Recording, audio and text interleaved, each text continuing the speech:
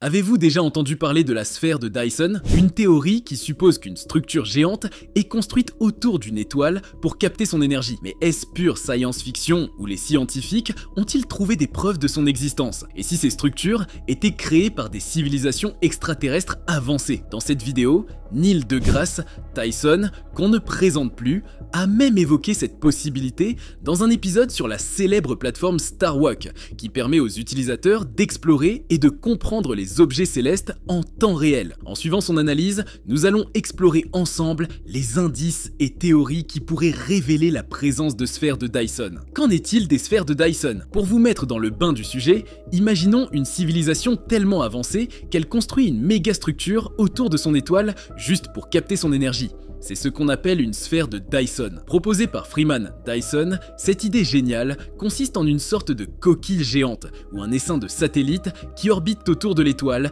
récoltant des tonnes d'énergie solaire. En gros, c'est comme mettre des panneaux solaires tout autour du Soleil, mais à l'échelle interstellaire. Si une civilisation peut faire ça, elle est clairement de type 2 sur l'échelle de Kardashev qui classe les civilisations par leur capacité à utiliser l'énergie.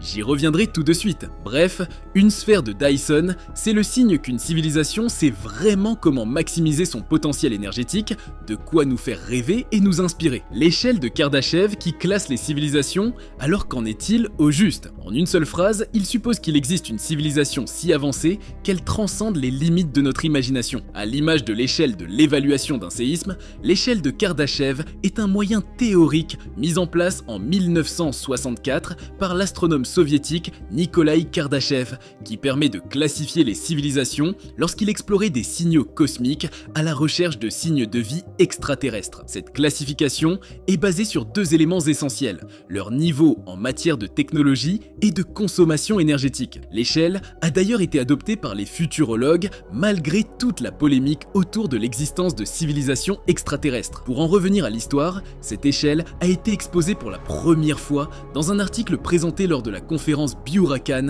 de 1964. Dans cet article intitulé en anglais Transmission of Information by Extraterrestrial Civilizations, on y retrouve une classification des civilisations en trois types, chacune représentant un niveau d'utilisation de l'énergie croissant. D'autres chercheurs ont depuis étendu l'échelle pour inclure des types 4 et 5, tenant compte de l'accès à l'énergie et du niveau de connaissance d'une civilisation. En effet, il faudrait noter que notre humanité n'est même pas encore dans l'échelle, c'est-à-dire au type 1. Actuellement, nous sommes considérés comme une civilisation de type 0, car nous dépendons encore largement des ressources végétales et animales pour notre énergie. Nous avons encore un long chemin à parcourir avant d'atteindre le stade de civilisation de type 1. Mais que signifie littéralement chacune de ces catégories? La civilisation de type 1. La civilisation de type 1 définit une société qui puise son énergie des ressources de la planète où elle réside, mais qui n'a pas encore exploité pleinement son potentiel en matière d'efficacité énergétique. Nous nous situerions autour de 0,72. Actuellement, en tant que civilisation de type 0, nous dépendons principalement des combustibles chimiques et sommes encore vulnérables aux catastrophes naturelles. Cette phase correspond essentiellement à notre société actuelle. Bien que nous ayons mis au point des technologies pour exploiter l'énergie des combustibles fossiles, de la chaleur terrestre et même de l'énergie éolienne grâce aux éoliennes, nous ne sommes pas encore en mesure d'exploiter toutes les ressources énergétiques de la Terre de manière optimale. C'est un fait. En réalité, et selon ce niveau de civilisation, nous manquons encore des moyens technologiques nécessaires pour tirer le meilleur parti de ces ressources, et il est également difficile de le faire de manière responsable sans pour autant causer de dommages environnementaux considérables. Pour illustrer, l'extraction et l'utilisation du pétrole ont toujours un impact négatif sur notre environnement. Le physicien théoricien Michio Kaku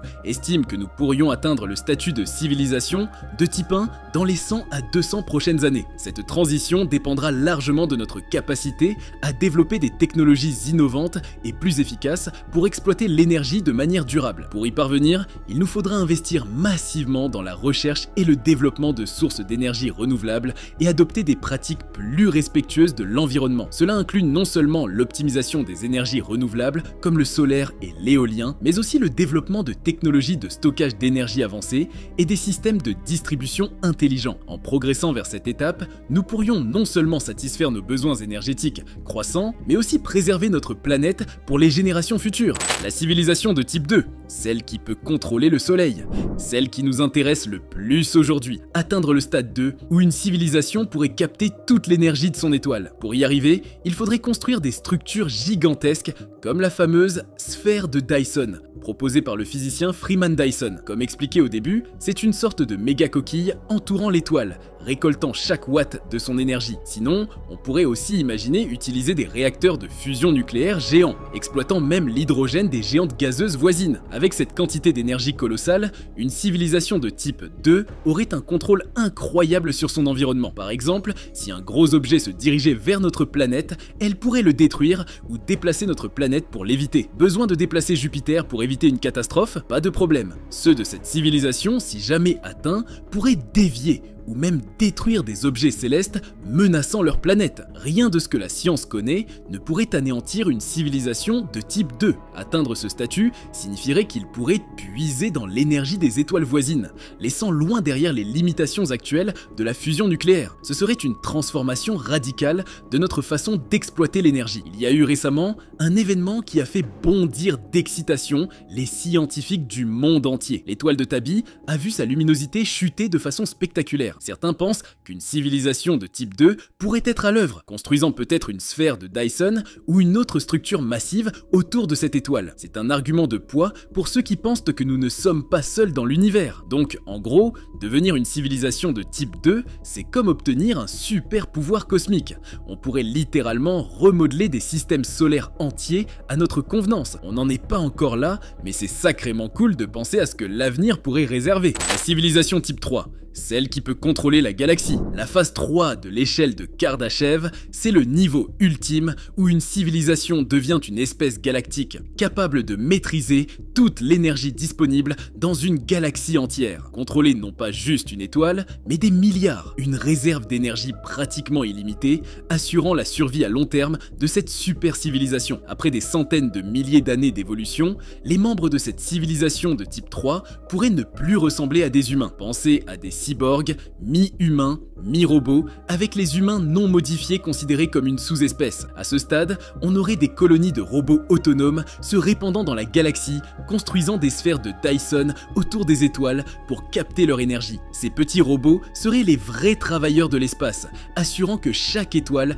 devient une batterie géante. Malgré cette expansion, il y a des défis de taille. Le plus grand, les limites imposées par la vitesse de la lumière. Les voyages interstellaires seraient encore lents à moins de développer un moteur de distorsion fonctionnel ou de maîtriser la téléportation par trou de verre. Une civilisation genre Star Trek où on peut voyager instantanément à travers l'espace-temps. Pour mieux comprendre, imaginez l'univers comme une feuille de papier. Si vous êtes à un point de la feuille et que vous voulez vous rendre à un autre point, au lieu de parcourir la distance, vous pliez le papier de sorte que les deux points se rejoignent, puis vous percez un trou pour passer d'un point à l'autre. C'est une analogie simplifiée de la manière dont les trous de verre pourraient fonctionner. Une civilisation de type 3 serait une force incroyable dans l'univers. Il pourrait littéralement remodeler des galaxies entières à leur guise. Mais comme dans toute grande aventure, il y aurait des obstacles à surmonter, des mystères à résoudre et peut-être même des civilisations rivales à affronter. Qui sait, peut-être que quelque part, une telle civilisation existe déjà, en train de manipuler des galaxies lointaines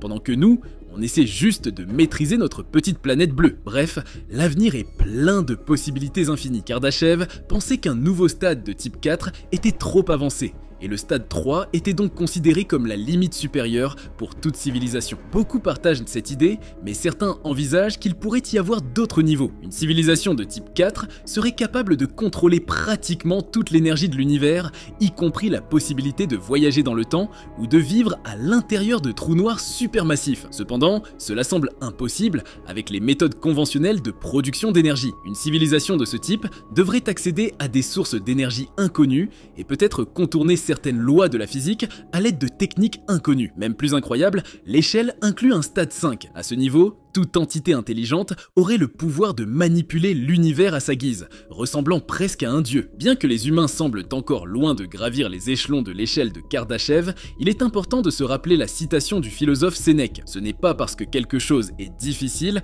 que nous ne le faisons pas. C'est parce que nous ne le faisons pas que cela devient difficile. Cela signifie que même si les défis semblent insurmontables, ils deviennent plus réalisables lorsque nous les abordons. En plus des 3 premiers niveaux établis par Kardashev, 3 niveaux niveaux supplémentaires ont été ajoutés pour tenir compte des nouvelles théories développées au cours des dernières décennies. L'échelle de Kardashev reconnaît désormais 7 niveaux de civilisation en fonction de leur consommation d'énergie et de leurs avancées technologiques. Qu'en est-il donc de cette 7e civilisation? Sommes-nous à même de l'atteindre? La civilisation de type 7, une révolution. Une civilisation de type 7, bien que n'étant pas été répertoriée dans le cadre de l'échelle de Kardashev, représentait une entité d'une puissance et d'une technologie avancée qui dépassait largement notre imagination. Tout ceci a l'air bien complexe, mais vous allez comprendre. Je vous explique. Cette civilisation transcenderait non seulement les limites de notre capacité de compréhension, mais elle remettrait également en question les fondements même de notre savoir actuel. Assez simple, à ce niveau, les humains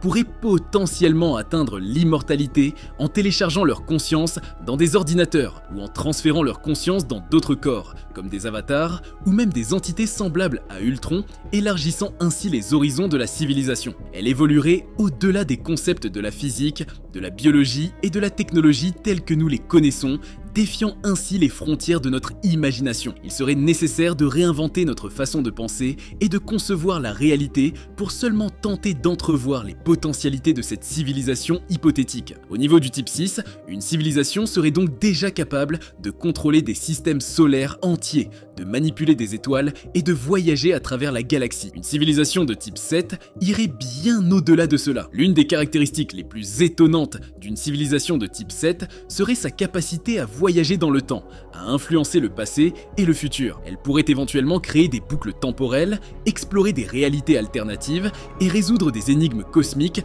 depuis des époques révolues. Cette maîtrise du temps serait à la base de ses incroyables scientifiques avancés et de sa compréhension profonde de l'univers. Une telle civilisation ne serait pas limitée par les lois de la physique telles que nous les connaissons actuellement. Elle pourrait contourner les contraintes de la vitesse de la lumière, manipuler la gravité à sa guise et exploiter des sources d'énergie inconnues. Sa technologie serait si avancée qu'elle semblerait presque magique pour nous, les observateurs de niveau technologique inférieur. De plus, une civilisation de type 7 aurait une connaissance profonde de l'univers, de ses origines et de son destin. Elle pourrait explorer les mystères de l'existence, comprendre les lois fondamentales de la réalité et peut-être même découvrir d'autres formes de vie ou d'intelligence à travers les dimensions. Alors dites-moi, pensez-vous que l'univers dans lequel nous vivons pourrait un jour atteindre ce niveau de civilisation qui semble dépasser l'entendement au point de ressembler à un épisode de science-fiction comme dans Black Mirror ou Altered Carbon? Pour ceux qui ont regardé, vous voyez de quoi je parle. Maintenant, j'aimerais lire vos avis dans les commentaires et dites-nous ce que vous pensez de l'avancée technologique dans le monde qui est le nôtre. Pour en apprendre plus sur le sujet, vous pourrez consulter tous les articles qu'on a exploités pour collecter nos informations en description. Il y a beaucoup d'informations, il faudra plus d'une vidéo pour tout expliquer, donc vous pouvez les consulter. À bientôt, chers amis de Cultination.